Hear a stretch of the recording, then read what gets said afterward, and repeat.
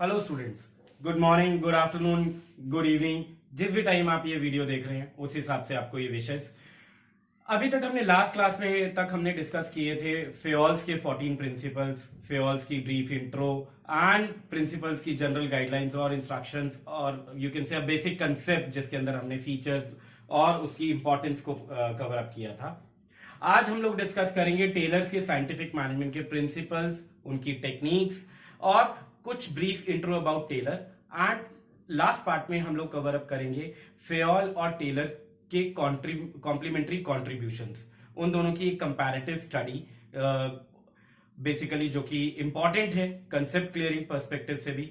तो आप इस चैप्टर को बड़े ध्यान से एक एक चीज को आराम से सुनना, इसको समझना एंड कंसेप्ट्स को अपने माइंड में उतारना, उस कंसेप्ट्स को प्रॉपर इसकी डिटेल में स्टडी करना, because that this chapter is very much important from board perspective as well. और आगे डिसीजन मेकिंग में भी ये जो प्रिंसिपल्स हैं लाइफ में हमारे काम भी आते हैं।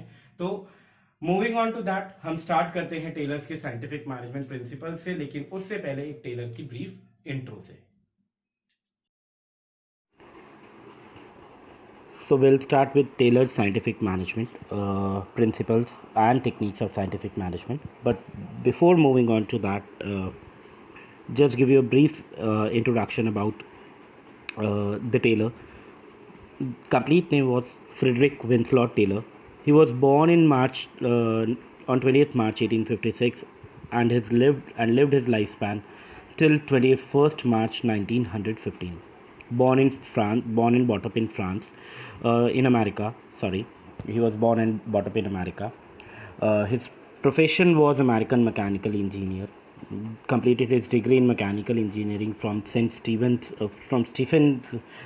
Institute of Technology in 1915. Positions he held: he started his career as an apprentice mechanist in 1874, then worked as an executive in Midwell Steel Company in 1884. Worked at Bethlehem Iron Company in 1898, which later became Bethlehem Steel Company. Then shifted his career, basically started as a professor, appointed as a professor in Tuck School of Business, which was founded in 1900. Then later he was appointed as a president of American Society of Mechanical Engineers from 1906 to 1907. Principle of Scientific Management series, that was the writings that he wrote as a series of articles which was published in American magazine during March to May 1911, later which got published in the books forms as well. For his immense contribution in the principles of scientific management, इनको नाम दिया गया as a father of scientific management or the founder of scientific management as well. Taylor's contribution to the scientific management. Scientific management refers to an important stream of one of the earlier schools of thought of management. Scientific management जो है वो एक important stream मानी जाती है जो earlier schools हैं of management thought, जिसको हम क्लासिकल स्कूल्स भी कहते हैं. टेलर जो हैं वो he was an American mechanical engineer, जिनको basically who sought to improve the industrial efficiency, जो कि बेसिकली इंडस्ट्रियल एफिशिएंसी को इम्प्रूव करना चाहते थे. तो in 1874 he became as an apprentice machinist. After completing his degree in mechanical engineering, उन्होंने as an apprentice join किया, अप्रेंटिस मैकेनिस्ट ज्वाइन किया.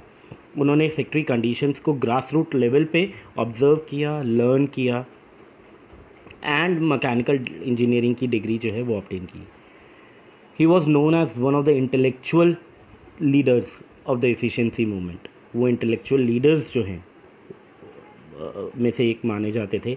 एफिशिएंसी मूवमेंट के जो इंटेलेक्चुअल लीडर्स हैं उनमें से he was one of the main leader because of his contribution.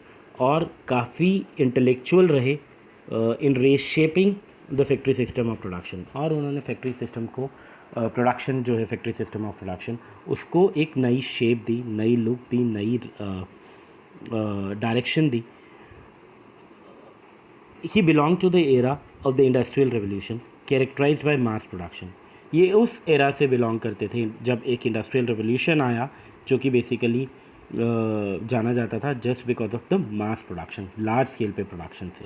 तो ये उस एरा से बिलोंग करते थे। टेलर्स के जो कंट्रीब्यूशन थे बेसिकली, वो हम that must be seen in the light of the efforts made to perfect the factory system of production. वो basically factory system of production जो है उसको कैसे बेस्ट बनाना है, कैसे परफेक्ट बनाना है, उस तरफ देखते हैं हम। Taylor's thought that by scientifically analyzing work, it would be possible to find one best way to do it. Taylor का जो थॉट प्रोसेस था, उनकी जो सोच थी वो ये थी कि साइंटिफिक एनालिसिस करके काम का पॉसिबल होगा एक बेस्ट वे जो है वो फाइंड आउट करना, जिससे कि आप प्रोडक्शन में एफिशिएंसी लेके आ सकते हो। He is most remembered for his time and motion studies. Taylor ने जो टाइम और मोशन स्टडीज़ जो टेक्निक्स प्रोपाउंड की थी, उसके लिए he is well known of. Taylor believe that workers should cooperate with the management. उनका जो बिलीव था वो ये था कि वर्कर्स मैनेजमेंट के साथ कोऑपरेट करें। अगर वो कोऑपरेट करेंगे तो कभी भी ट्रेड यूनियंस नहीं फॉर्म होंगी। बेस्ट रिजल्ट्स जो हैं वो पार्टनरशिप से आएगा between a trend and qualified management, एक ट्रेंड और एक क्वालिफाइड मैनेजमेंट, और कोऑपरेटिव और इनोवेटिव वर्कफोर्स। इनकी आपस में जब एक ट्रेंड और क्वालिफाइड मैनेजमेंट की कोऑपरेशन जो है, पार्टनरशिप जो होगी एक कोऑपरेटिव और इनोवेटिव वर्कफोर्स के साथ, तो organisation would actually be able to release the successful or effective results as well, will be able to show the progress and the growth and the efficiency as well. Her side जो है, each side needed the other, एक side को दूसरी side हमेशा चाहिए होती है। he is known for giving the term scientific management in his article. वो बेसिकली जाने जाते थे for coating the term scientific management अपने आर्टिकल में। प्रिंसिपल्स ऑफ साइंटिफिक मैनेजमेंट जो कि 1911 में पब्लिश हुए थे फॉर द फर्स्ट टाइम, उस टाइम पे after being fired from Bethlehem steel company, Bethlehem steel company से निकाले जाने के बाद उन्होंने एक बुक लिखी शॉप फ्लोर, जो कि बहुत अच्छे से बिकी, which was sold well enough. He was selected to be the president of American Society of Mechanical Engineers. वो as a president of American society of mechanical engineers की पोजीशन पे वो सिलेक्ट हुए 1906 से 1907 तक। टक स्कूल ऑफ बिजनेस जो है वे डार्टमथ कॉलेज में, जो कि 1900 में फाउंड हुआ था, वहाँ पे वो एज अ प्रोफेसर रहे। 1884 में वो एग्जीक्यूटिव थे मिडवेल स्टील कंपनी में, वहाँ पे अपनी लीडरशिप एबिलिटीज़ जो हैं उसको डेमोन्स्ट्रेट करके वो एज एन एग्जीक्यूटिव थे। उन्होंने अपने फेलो वर्कर्स को इंस्ट्रक्ट किया कि वो फेजेस में काम करें। बेथलेहेम आयरन कंपनी ज्वाइन करने पर इन 1898, जो कि बेथलेहेम स्टील कंपनी बन गई बाद में, वहाँ पे उन्होंने बेसिकली अपने फेलो वर्कर्स को इंस्ट्रक्शंस दी कि वो फेजेस में काम करें। उन्होंने ओरिजिनली एम्प्लॉय किया, he was originally employed to introduce piece wage rate system. Bethlehem iron company के अंदर वो ओरिजिनली एम्प्लॉय किए गए थे जस्ट कि वो differential piece rate wage system जो है वो इंट्रोड्यूस कर सकें। जब उन्होंने वेज सिस्टम सेटअप कर दिया, उनको अथॉरिटी दी गई और ज़्यादा रिस्पॉन्सिबिलिटी दी गई कंपनी के अंदर, और नए रिसोर्सेज जो उन्होंने ढूंढे with the use of new found resources, उन्होंने अपना स्टाफ जो है वो इंक्रीज़ किया और बेथलेहेम कंपनी को एक शो प्लेस बना दिया इंसेंटिव वर्क के लिए। बट अनफॉर्चुनेटली कंपनी जो है वो sold to another group, company किसी और ग्रुप को बेच दी गई, and he was discharge from his duties in 1910, और उनको उनकी ड्यूटी से डिस्चार्ज कर दिया गया। 1910 के अंदर उनकी जो हेल्थ है वो गिरनी शुरू हुई, his health started to fall, and 1915 में न्यूमोनिया की वजह से वो एक्सपायर हो गए, he died. So that was the brief intro of Frederick Winslow Taylor. Now we'll start with the principles of scientific management. But before moving on to the four principles of scientific management, we must need to understand what scientific management is and how it comes into the picture. वो कैसे evolve हुई ये term, ये सारी चीज़ें. Earlier days के अंदर industrial revolution में के टाइम पे जब फैक्ट्री ऑर्गेनाइजेशन की थ्योरी, एक एस्टैब्लिश फैक्ट्री ऑर्गेनाइजेशन की थ्योरी नहीं थी, फैक्ट्री ओनर्स और मैनेजर्स जो हैं वो जनरली अपनी पर्सनल जजमेंट्स पे रिलाई करते थे. उस पर जो भी प्रॉब्लम्स उनको वो फेस करते थे अपने काम को मैनेज करते टाइम. ये बेसिकली इस चीज़ को पर्सनल जजमेंट पे रिलाई करना, बेसिकली इस टर्म को हम कहते हैं रूल ऑफ थंब. फैक्ट्रीज़ को रूल ऑफ थंब से मैनेज करने पर बेसिकली क्या होता था कि ऐसी सिचुएशंस अराइज होती थी जिससे कि बेसिकली सिचुएशंस को हैंडल करना मुश्किल हो जाता था और ट्रायल एंड एरर की अप्रोच की लिमिटेशंस को बताता था. वो उनके एक्सपीरियंसेस को और एक्सप्लेन करने के लिए, एमुलेट करने के लिए बहुत इम्पॉर्टेंट था कि क्या काम करना है, किस तरीके से करना है, उनकी अप्रोच को चेंज करना बहुत ज़रूरी था. दैट इज़ वाई बहुत ज़रूरत थी कि एक ऐसी अप्रोच फॉलो की जाए जो कि साइंस के मेथड पे बेस्ड हो. मतलब प्रॉब्लम को डिफ़ाइन करना पर्टिकुलर सिनेरियो में, उसका एक ऑल्टरनेटिव सॉल्यूशन जो है वो डेवलप करना, क्या उसके रिजल्ट्स हो सकते हैं उसको एंटिसिपेट करना कॉन्सिक्वेंसेस को, देन प्रोग्रेस को मेजर करना एंड उन सब के बेसिस पे कंक्लूजन्स को ड्रॉ करना, कंक्लूजन्स बनाना. तो इन सारे सिनारियों में टेलर जो है, Taylor emerged as a father of scientific management. उन्होंने साइंटिफिक मैनेजमेंट को प्रपोज़ किया और रूल ऑफ थंब को अपोज किया. ह्यूमन एक्टिविटी को उन्होंने स्मॉल पार्ट्स के अंदर, मैनेजेबल टास्क के अंदर ब्रेक किया और ये देखा कि किस तरीके से एक काम इफ़ेक्टिवली किया जाता है कम टाइम में and with increase productivity. Basis on that Taylor ने साइंटिफिक मैनेजमेंट की एक डेफिनेशन दी जो कि क्या है, scientific management means knowing exactly what you want men to do and seeing that they do it in the best and cheapest way. Scientific management मतलब ये जानना exactly आप क्या चाहते हो कि आपके जो पीपल हैं वो क्या काम करें और ये देखना कि वो जो काम कर रहे हैं वो अपने बेस्ट और चीपेस्ट वे से करें. Scientific management means knowing exactly what you want men to do and seeing that they do it in the best and the cheapest way. Bethlehem steel company जहाँ पे टेलर ने खुद काम किया था, उन्होंने 3-fold प्रोडक्टिविटी के अंदर इंक्रीज़ देखा था ये साइंटिफिक मैनेजमेंट प्रिंसिपल्स को अप्लाई करने के बाद.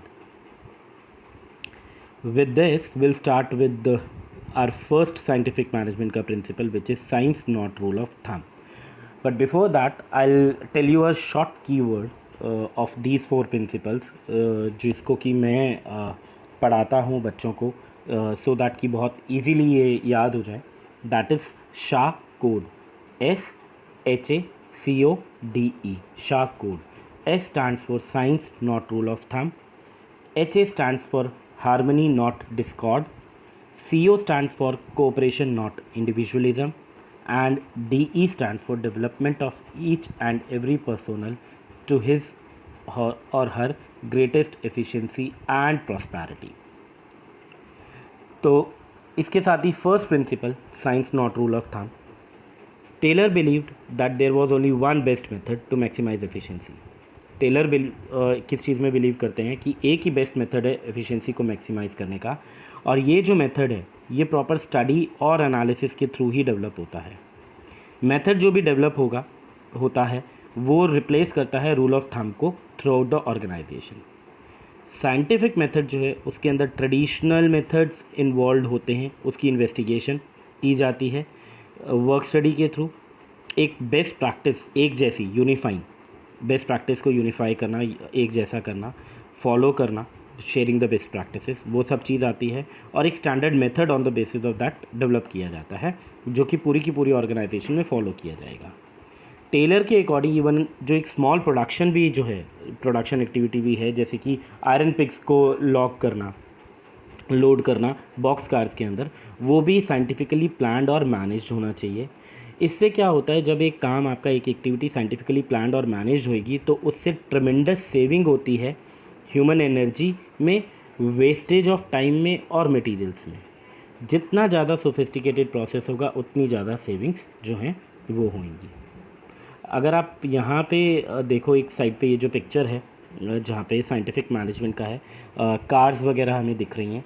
ये बेसिकली क्या है, एक एग्जांपल है जो कि शो किया हुआ है, पिक्टोरियल एग्जांपल, कि जहाँ पे बिजनेस एक्टिविटीज़ की जा रही हैं according to standardize tools, methods और ट्रेंड पर्सनल्स के थ्रू, सो दैट कि आउटपुट इंक्रीज़ हो, क्वालिटी इंप्रूव हो और कॉस्ट और वेस्ट जो है वो कम लगे। और आज की डेट में अगर हम प्रेजेंट सिनारियो में देखें, प्रेजेंट कंटेक्स्ट में देखें, तो जो इंटरनेट का यूज़ है, जैसे कि अब ये हम ऑनलाइन कोचिंग कर रहे हैं, that has brought about dramatic improvements. बहुत ज़्यादा इम्प्रूवमेंट्स जो हैं ये इंटरनेट का यूसेज जो है वो लेके आया है। इंटरनल एफिशिएंसी और कस्टमर सेटिस्फेक्शन, इन दोनों को इम्प्रूव करने में, इन दोनों को इंक्रीज़ करने में। Second principle, harmony not discord. Factory system of production, ये इम्प्लाई करता है कि मैनेजर्स जो हैं वो लिंक की तरह काम करते हैं ओनर और वर्कर्स के बीच में, क्योंकि मैनेजर्स जो हैं उनको मैंडेट होता है, उनको इंस्ट्रक्शंस होती हैं कि उनको वर्कर्स से काम कराना है, they need to get work done from the workers. तो it should not be difficult for us, for you to appreciate कि हमेशा एक पॉसिबिलिटी जो है क्लास कन्फ्लिक्ट की वो एग्जिस्ट रहती ही रहती है। वो क्लास कन्फ्लिक्ट किसके बीच में, मैनेजर्स और वर्कर्स के बीच में। तो basis on that Taylor recognize कि कन्फ्लिक्ट जो है उससे किसी को कोई हेल्प नहीं मिलती, किसी का कुछ बेनिफिट नहीं होता। वर्कर्स, मैनेजर्स और द फैक्ट्री ओनर्स, किसी को कोई हेल्प नहीं होती है उससे। That is why Taylor emphasized that there should be complete harmony between the management and the workers. Both should realize that each one is important. Taylor जो हैं वो एम्फेसाइज करते हैं कि कंप्लीट हार्मनी होनी चाहिए मैनेजमेंट और वर्कर्स के बीच में। दोनों रियलाइज़ करें कि दोनों को एक दूसरे की ज़रूरत है, दोनों ही एक दूसरे के लिए इम्पॉर्टेंट हैं। और इस स्टेट पे को अचीव करने के लिए टेलर जो है उन्होंने complete mental revolution called off किया मैनेजमेंट और वर्कर्स के पार्ट पे। मतलब मैनेजमेंट और वर्कर्स जो हैं वो अपनी सोच को, अपनी थिंकिंग को, अपने थॉट प्रोसेस को ट्रांसफ़र करें, चेंज करें। दोनों जो हैं वो एक ही फैमिली का पार्ट हैं, विच इज़ एन ऑर्गेनाइजेशन। तो उस सिचुएशन में इवन ट्रेड यूनियंस जो हैं वो भी स्ट्राइक पे जाने की ना सोचें। मैनेजमेंट जो है वो गेन्स शेयर करें कंपनी के, अगर कुछ है तो वर्कर्स के साथ, जो भी इम्पॉर्टेंट टेक अवेज हैं, बेनिफिट्स हैं, इन एनी काइंड।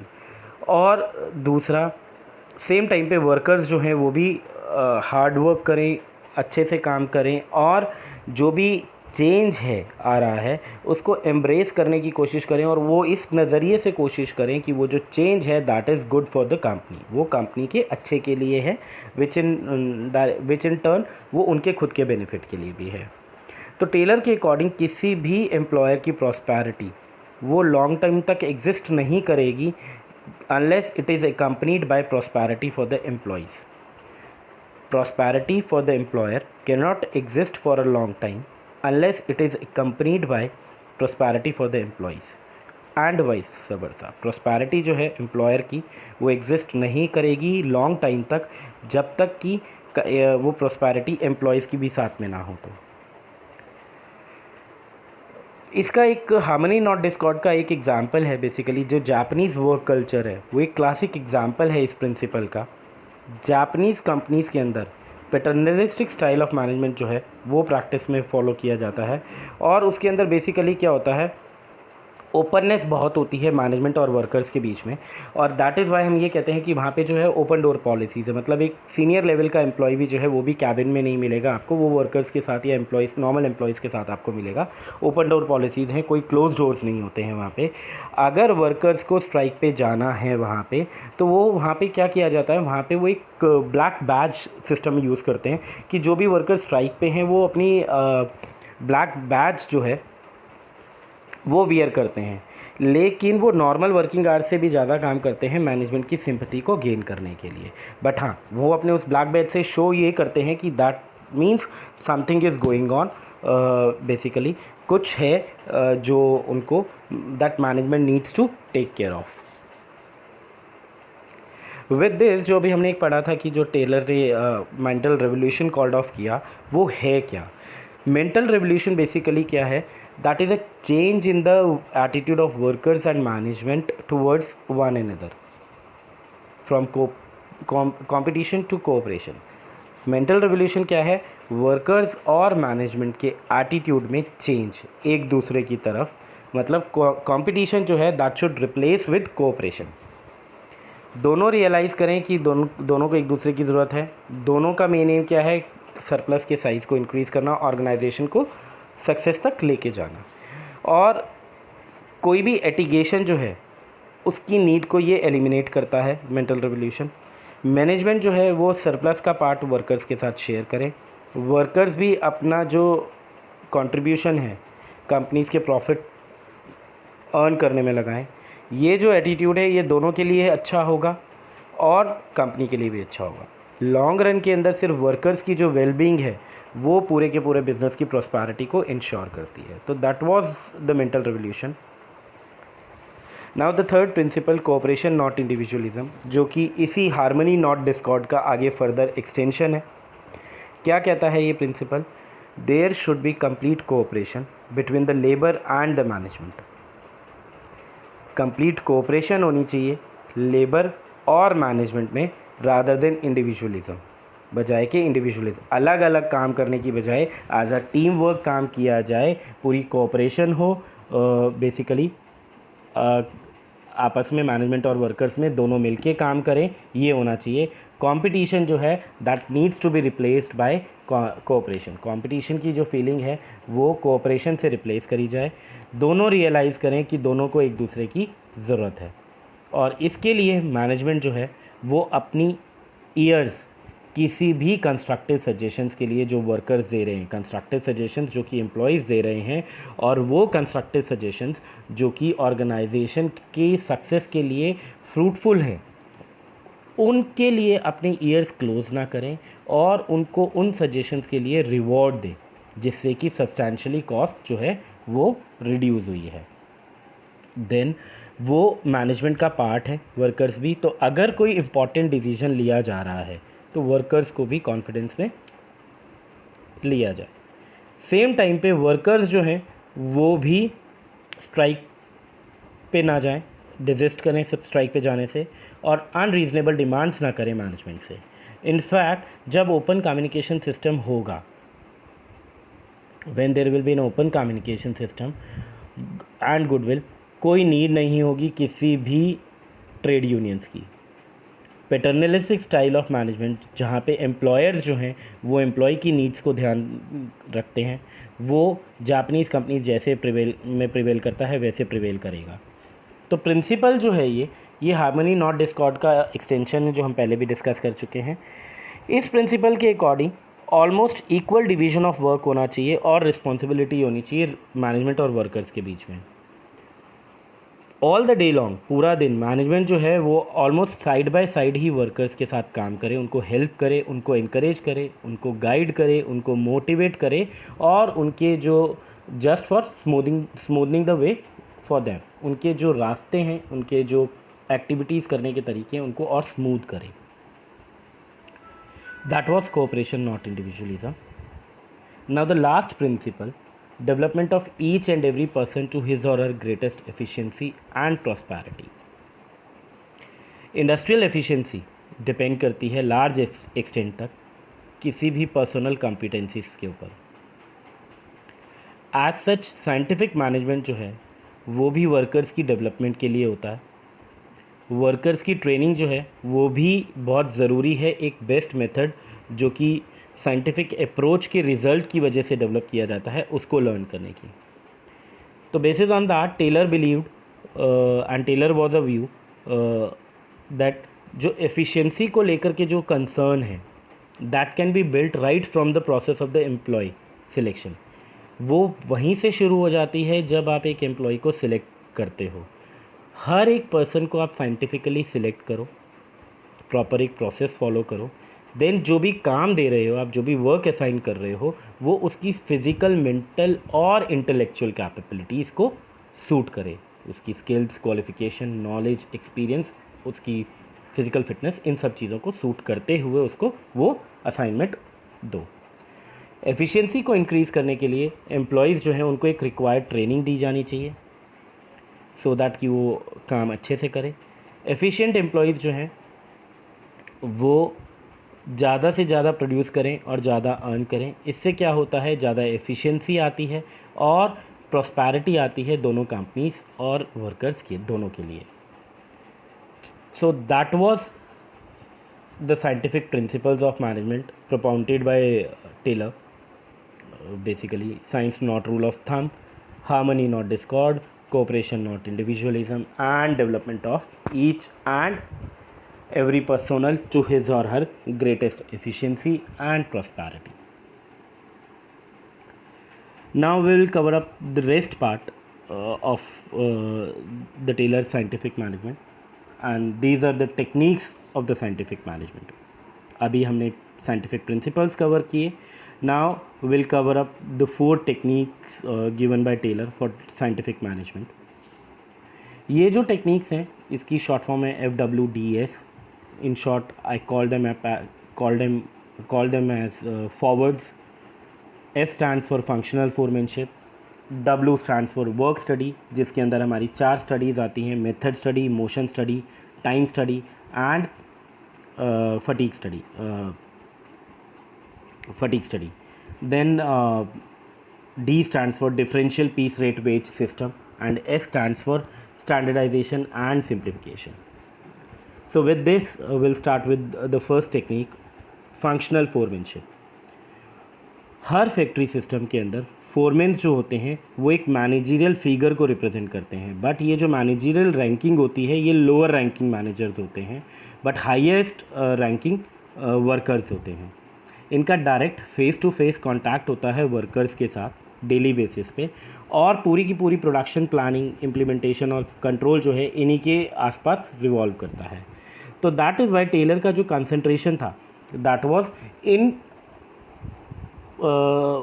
जो फैक्ट्री सेटअप का जो रोल है उसकी परफॉर्मेंस को इम्प्रूव करना.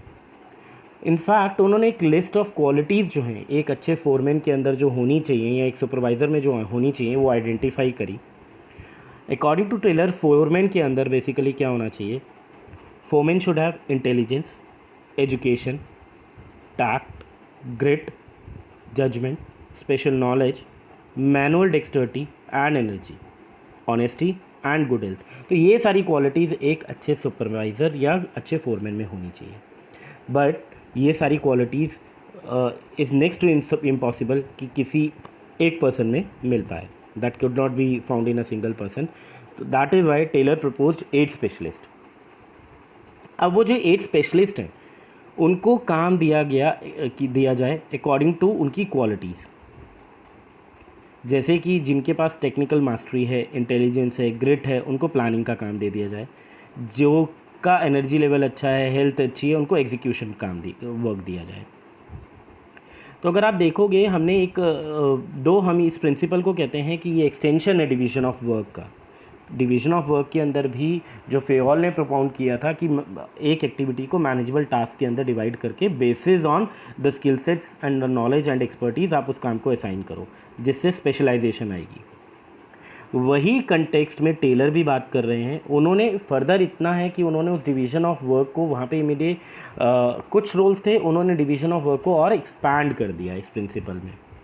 बट इनका ये जो टेक्निक है ये अपोज करती है टेलर के principles unity of command and unity of direction को, जहाँ पे फेओल ये कहते हैं, फेओल के unity of command and unity of direction के प्रिंसिपल को, जहाँ पे फेओल ये कहते हैं कि एक सबऑर्डिनेट को ऑर्डर्स जो वो रिसीव करेगा वो एक ही सुपीरियर से करेगा. There should be only be 1 boss और 1 हेड 1 प्लान. बट यहाँ पे क्या है, 8 बॉसेस, 8 जो है फोरमेन्स वो असाइन किए गए हैं उसमें. तो फंक्शनल फोरमैनशिप जो है वो एक एक्सटेंशन है division of work and specialization का शॉप फ्लोर तक. ये वो टेक्निक है which aims to improve the quality of supervision, जिसका मेन एम क्या है, सुपरविजन की क्वालिटी को इम्प्रूव करना शॉप फ्लोर पे। कैसे? वर्कर्स को 8 स्पेशलिस्ट फोरमैन के अंडर डाल के। इस टेक्निक के अंदर प्लानिंग को एग्जीक्यूशन से अलग किया गया है। प्लानिंग इंचार्ज एक अलग होगा, प्रोडक्शन इंचार्ज एक अलग होगा, जैसे आप इस डायग्राम के अंदर देख सकते हैं। फैक्ट्री मैनेजर, उसके अंदर एक प्लानिंग इंचार्ज एंड एक प्रोडक्शन इंचार्ज। प्लानिंग इंचार्ज के अंदर फर्दर 4 क्लर्क्स हैं, instruction card clerk, root clerk, time and cost clerk और डिसिप्लिनेरियन। प्रोडक्शन इंचार्ज के अंदर और 4 बॉस हैं, speed boss, gang boss, repair boss and inspector. अब ये जो 8 फोरमैन हैं, 8 के 8 जो फोरमैन्स हैं, ये सब इन सब का लिंक है डायरेक्ट वर्कर्स के साथ। तो मतलब वर्कर्स को इन 8 बॉसेस जो हैं इनसे ऑर्डर्स वगैरह रिसीव करने हैं, बट हर किसी का रोल जो है टेलर ने वो डिफ़ाइन कर दिया है। जैसे कि अगर इंस्ट्रक्शंस लेनी है तो workers should follow instruction card clerk.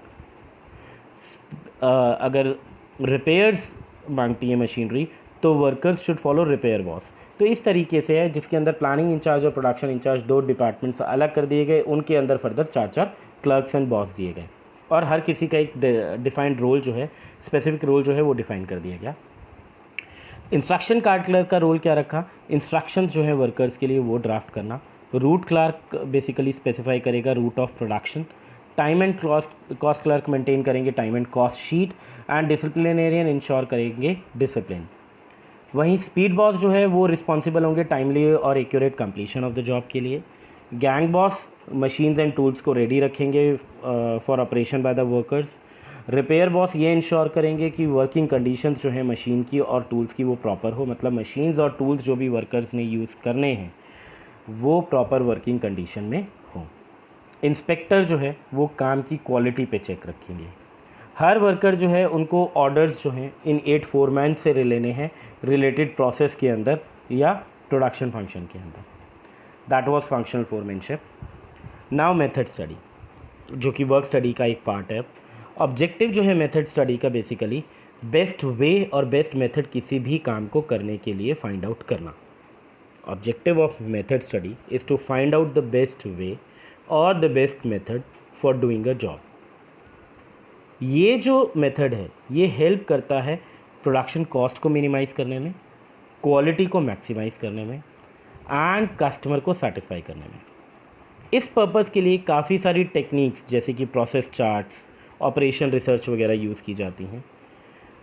और ये जो मेथड है, ये जो टेक्निक है, started from the procurement of the material. जब एक कंपनी, एक ऑर्गेनाइजेशन रॉ मटेरियल प्रोक्योर करती है और टिल द फाइनल प्रोडक्ट वो कस्टमर को डिलीवर करती है, इस प्रोसेस के बीच में जब रॉ मटेरियल प्रोक्योर किया से लेकर फाइनल प्रोडक्ट कस्टमर तक पहुंचाया, इस पूरे पीरियड के बीच में जितनी भी एक्टिविटीज़ आती हैं,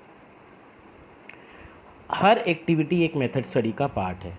जैसे कि अगर एक कार को डिज़ाइन करना है, कार को डिज़ाइन करने के लिए असेंबली लाइन प्रोडक्शन जो है would require deciding assembly line के अंदर बेसिकली वो उसको क्या चाहिए होगा, ये असेंबली लाइन जो है उसको क्या रिक्वायरमेंट है कि वो डिसाइड करेगी क्या सीक्वेंस ऑफ ऑपरेशंस होगा, मेंस को कहाँ पे लगाया जाएगा, मशीन्स को कहाँ पे, रॉ मटेरियल्स कहाँ रखा जाएगा। तो ये सारी चीज़ें जो है मेथड स्टडी का ही पार्ट है। Then motion study. Motion study basically study of movements, जैसे कि किसी भी ऑब्जेक्ट को रखना, उसको लिफ्ट करना, पर्सनल्स की, एम्प्लॉयज़ की, मेंस की सिटिंग और चेंजिंग पोजीशंस, जो कि सारी मूवमेंट्स किसी भी टिपिकल जॉब को करते टाइम की जाती है। जैसे कि अगर एक बॉडी मोशंस की क्लोज एग्जामिनेशन में एग्जांपल है, ये फाइंड आउट किया गया और ये पॉसिबिलिटी है ये निकालना कि कौन सी मूवमेंट्स, कौन सी मोशंस प्रोडक्टिव हैं, कौन सी इंसिडेंटल्स हैं और कौन सी अनप्रोडक्टिव हैं। इसको करने के लिए टेलर जो है उन्होंने स्टॉप वॉच का यूज़ किया और काफ़ी सारे सिंबल्स और कलर्स का यूज़ किया अलग अलग मोशंस को आइडेंटिफाई करने के लिए। मोशन स्टडी का ऑब्जेक्टिव बेसिकली क्या है, अननेसेसरी और वेस्टफुल मोमेंट्स को एलिमिनेट करना, सो दैट कि किसी भी जॉब को एफिशिएंटली कंप्लीट करने के लिए कम से कम टाइम लगे और इससे क्या होगा, प्रोडक्टिविटी इंक्रीज़ होगी। विद दिस बेसिकली हम इस पे एक एग्जांपल मैं आपको देता हूँ टेलर का। टेलर एंड उनके जो एसोसिएट थे Frank Gilbert, with the help of motion study वो they were able to reduce the motions. वो ब्रिक लेयरिंग सिस्टम जो था, ब्रिक्स को, ईंटों को जो लगाया जाता था, उसकी मोशंस को रिड्यूस करने में वो सक्सेस ली थी उन्होंने। दे वर एबल उसकी मोशंस को रिड्यूस करने में कैपेबल रहे। और वो मोशंस उन्होंने कहाँ से कहाँ तक, earlier before implementing this motion study total जो मोमेंट्स थी दैट वर 18। इस स्टडी के बाद, इस चीज़ को करने के बाद, इम्प्लीमेंट करने के बाद, वो जो मोमेंट्स थी दैट लिमिट्स टू 5, मतलब फ्रॉम 18 टू जस्ट 5। टेलर ने प्रोडक्टिविटी इस चीज़ से ऐसा एंड गिलबर्ट ने ये जो अननेसेसरी 13 मूवमेंट्स जो थी उसको एलिमिनेट करके प्रोडक्टिविटी इंक्रीज़ करी 4 टाइम्स। जो डेमोन्स्ट्रेट किया, क्या डेमोन्स्ट्रेट किया कि ये जो 13 वेस्टफुल एक्टिव मूवमेंट्स को एलिमिनेट करने से उनकी जो प्रोडक्टिविटी थी दैट इंक्रीज्ड 4 टाइम्स। तो मोशन स्टडी के थ्रू टेलर जो है वो सूटेबल इक्विपमेंट्स भी डिज़ाइन करने में कैपेबल रहे और टूल्स जो कि वर्कर्स को उसके यूज़ के बारे में एजुकेट करने के लिए बहुत अच्छे रहे और यूज़ भी किए जाते हैं ये बेसिकली। और जो भी रिजल्ट्स इन्होंने अचीव किए that were remarkable. Now time study, ये वो टेक्निक है जो कि बेसिकली स्टैंडर्ड टाइम को डिटरमाइन करने के लिए की जाती है। बेसिकली किसी भी एक रीज़नेबल स्किल का जो वर्कर है उसको कोई भी well defined job efficiently perform करने के लिए कितना टाइम लगता है। टाइम मेजरिंग डिवाइसेस जैसे कि स्टॉप वॉच वगैरह जो है वो यूज़ किया जाता है हर एक एक्टिविटी को मेजर करने के लिए। स्टैंडर्ड टाइम बेसिकली वो पूरा फिक्स कर दिया जाता है पूरे के पूरे टास्क का, काफ़ी सारी रीडिंग्स लेके। मेथड जो है टाइम स्टडी का वो डिपेंड करता है कितना वॉल्यूम और कितना फ्रीक्वेंसी है टास्क का, साइकिल टाइम क्या है एक ऑपरेशन का, और टाइम मेजरमेंट कॉस्ट क्या है, क्योंकि टाइम के हिसाब से भी कॉस्ट लगती है तो वो क्या है। ऑब्जेक्टिव टाइम स्टडी का बेसिकली क्या है, नंबर ऑफ़ वर्कर्स कितने एम्प्लॉय करने हैं वो आइडेंटिफाई करना, सूटेबल इंसेंटिव स्कीम्स को फ्रेम आउट करना और लेबर कॉस्ट भी डिटरमाइन करना। जैसे कि एग्जांपल, काफ़ी सारी ऑब्जर्वेशंस के बेसिस पे ये डिटरमाइन किया गया कि किसी भी स्टैंडर्ड टाइम, बेसिकली जो एक कार्ड बॉक्स बनाने को लगता है एक वर्कर को standard time that is 30 minutes. तो मतलब 1 आवर के अंदर ही और शी कैन मेक 2 बॉक्सेस, क्योंकि 30 मिनट से एक बॉक्स को लग रहा है तो विद इन 1 आवर 1 घंटे के अंदर वो 2 बॉक्स बना लेंगे। अब ये एज्यूम करते हुए कि वर्कर्स को 8 आवर्स एक काम पे रखना है शिफ्ट के अंदर, और उसमें से 1 आवर आप लंच एंड रेस्ट का डिडक्ट कर लो तो 7 आवर्स। तो ये डिटरमाइन कर दिया जाता है कि अगर 1 आवर के अंदर 2 बॉक्सेस बनते हैं तो 7 आवर्स के अंदर इट वुड बी 14। तो स्टैंडर्ड ये सेट कर दिया गया कि स्टैंडर्ड टास्क एक वर्कर जो है वो करेगा। अब उसी के अकॉर्डिंग वेजेस जो हैं वो डिसाइड कर ली जाती हैं। मोशन स्टडी जो हमने पीछे करी थी वो बेसिकली उसके लिए जो इक्विपमेंट यूज़ किया जाता है दीज आर कैमरास। उसके बेसिस पे कैमरा का यूज़ करके जो है वो मूवमेंट्स पे नज़र रखी जाती है एंड अननेसेसरी मूवमेंट्स को मार्क किया जाता है। देन लास्ट स्टडी इसके अंदर फटीग स्टडी। पर्सन जो है वो generally is bound to feel tired physically and mentally both. अगर आप उसको इफ़ ही और she does not rest while working, अगर वो काम करते हुए टाइम में काम करते करते अगर वो रेस्ट नहीं लेगा बीच में तो वो फिज़िकली और मेंटली थक जाएगा, टायर्ड हो जाएगा। तो रेस्ट इंटरवल्स जो हैं वो हेल्प करते हैं एक पर्सन को स्टैमिना और को रीगेन करने में, वापस से एनर्जी रीगेन करने में और दोबारा उसी सेम कैपेसिटी के साथ काम करने में। इससे क्या होता है, प्रोडक्टिविटी इंक्रीज़ होती है। तो that is why fatigue study जो है वो बेसिकली उसका बेसिक पर्पस क्या था, fatigue study seeks to determine the amount and frequency of rest intervals in completing a task. Fatigue study जो है वो बेसिकली किस लिए की जाती है, ये डिटरमाइन करने के लिए कि कितना अमाउंट, कितनी देर का, एंड फ्रीक्वेंसी, कितनी देर में वो रेस्ट इंटरवल्स जो हैं वो चाहिए एक एम्प्लॉय को किसी भी टास्क को कंप्लीट करने के लिए। एग्जाम्पल, एक प्लांट के अंदर काम जो है वो 3 शिफ्ट्स में होता है और तीनों शिफ्ट जो हैं दैट इज़ 8 आवर्स ईच। हर एक सिंगल शिफ्ट के अंदर एक वर्कर जो है उसको एक रेस्ट इंटरवल दिया जाना चाहिए बेसिकली, सो दैट कि वो अपना लंच कर सके, रेस्ट कर सके। अगर वर्क जो है उसके अंदर हैवी मैनुअल लेबर इन्वॉल्व है तो स्मॉल पॉजेज जो हैं, एक छोटे छोटे ब्रेक्स फ्रीक्वेंटली दिए जाने चाहिए वर्कर को, सो दैट कि वो अपना एनर्जी लेवल जो है ऑप्टिमम कंट्रीब्यूशन की तरफ लगा सके। इसके अलावा भी कई सारे कॉजेज़ हैं जो कि फटीग को क्रिएट कर सकते हैं, जैसे कि लंबे टाइम तक काम करना, अनसूटेबल काम, आपकी फिज़िकल, इमोशनल, इंटेलेक्चुअल कैपेबिलिटीज़ को सूट ही नहीं करता वो काम आप वो कर रहे हो। अनकॉर्डियल रिलेशंस विद द बॉस के साथ स्ट्रेस वाला रिलेशन है, माइंड वेवलेंथ नहीं मिल रहा, कोई डिस्प्यूट चल रहा है किसी चीज़ को लेकर के, तो वो अनलिमिटेड स्ट्रेस रहेगा माइंड पे, तो आप एफिशिएंसी परफॉर्म नहीं कर पाओगे, थकान महसूस करोगे, एंग्जाइटी महसूस करोगे। बैड वर्किंग कंडीशंस होना, ये सारी कुछ हिंड्रेंसेस हैं जो कि अच्छी परफॉर्मेंस को दूर कर देती हैं, गुड परफॉर्मेंस में दिक्कत देती हैं। Then second last technique, differential piece wage system. इसके अकॉर्डिंग बेसिकली टेलर के अकॉर्डिंग क्या है, स्टैंडर्ड टाइम और बाकी सारे पैरामीटर्स जो हैं वो डिटरमाइन किए जाने चाहिए। और वो कैसे डिटरमाइन किया जाता है, on the basis of the work study techniques जो अभी हमने पीछे पढ़ी, motion study, method study, time study वगैरह, उसके बेसिस पे।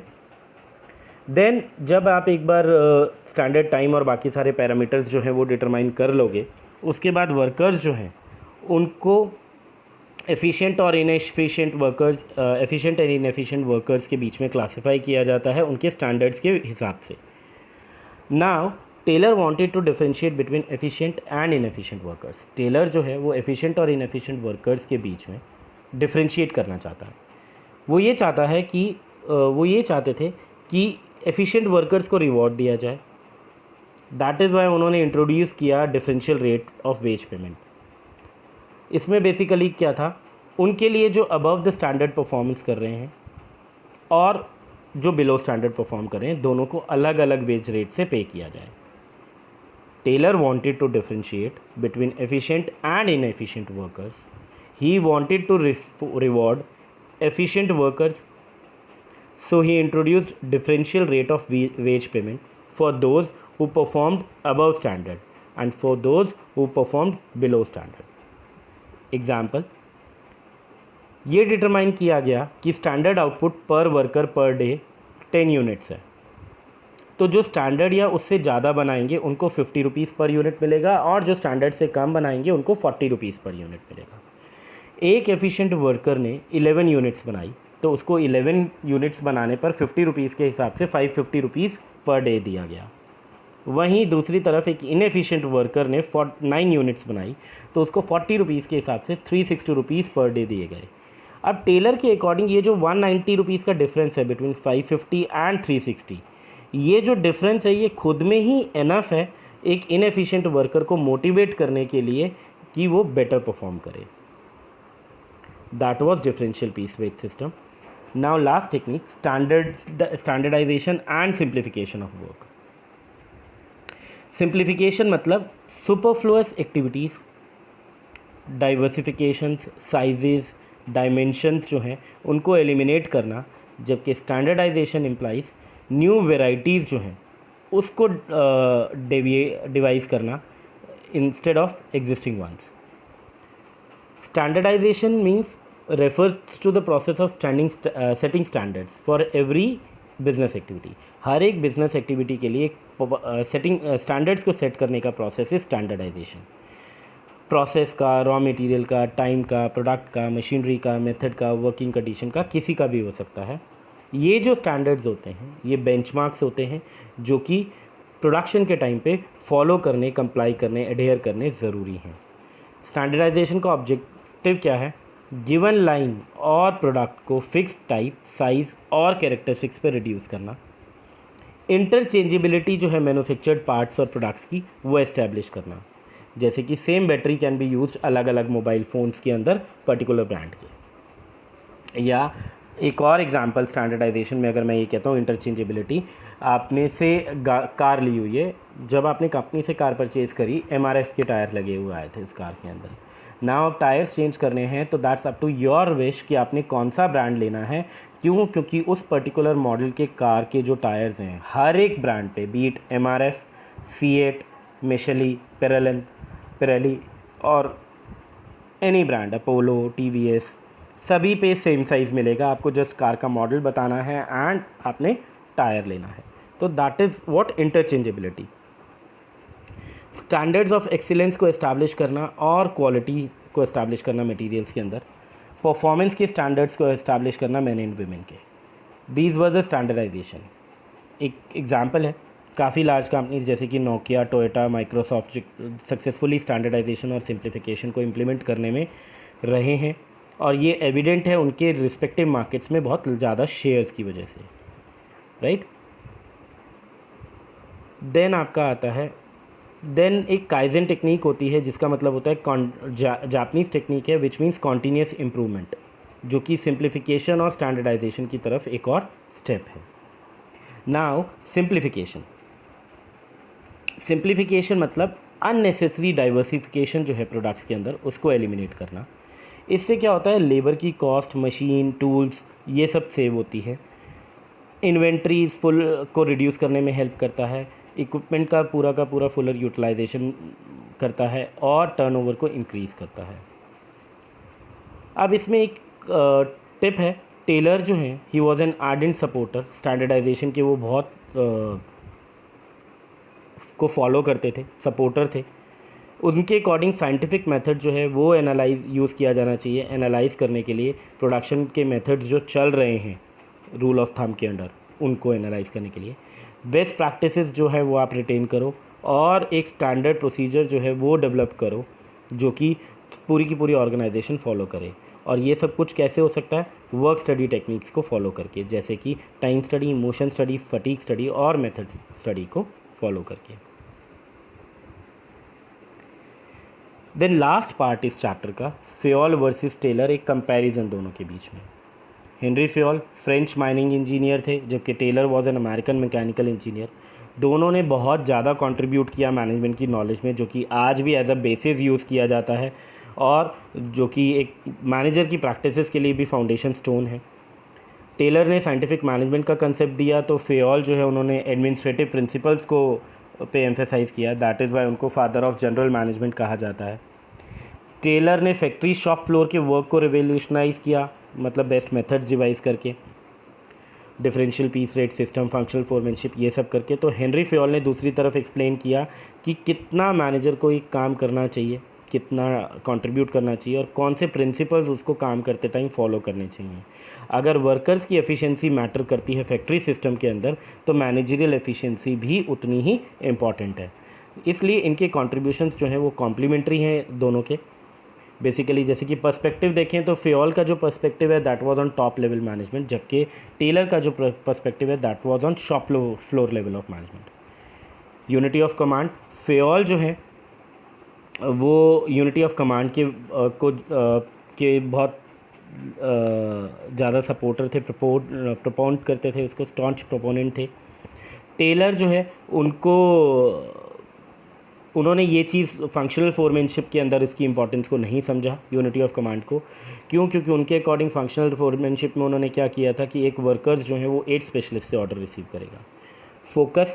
फोकस जो है फेयोल का that was on improving the overall efficiency of administration, जबकि Taylor focus was on productivity जो है वर्कर्स की, उसको इंक्रीज़ करना। एक्सप्रेशन, फेयोल ने जनरल थ्योरी ऑफ एडमिनिस्ट्रेशन की एक्सप्रेशंस को यूज़ किया, वहीं टेलर ने साइंटिफिक मैनेजमेंट को यूज़ किया। एप्लीकेबिलिटी, फेयोल्स के प्रिंसिपल्स जो हैं वो यूनिवर्सली एप्लीकेबल हैं, जबकि टेलर्स के प्रिंसिपल्स जो हैं वो स्पेशलाइज सिचुएशंस में एप्लीकेबल हैं। बेसिस ऑफ फॉर्मेशन, प्रिंसिपल्स जो हैं फेयोल के वो पर्सनल एक्सपीरियंस पे बेस्ड हैं, जबकि टेलर के जो प्रिंसिपल्स हैं वो ऑब्जर्वेशन एंड एक्सपेरिमेंटेशंस पे बेस्ड हैं।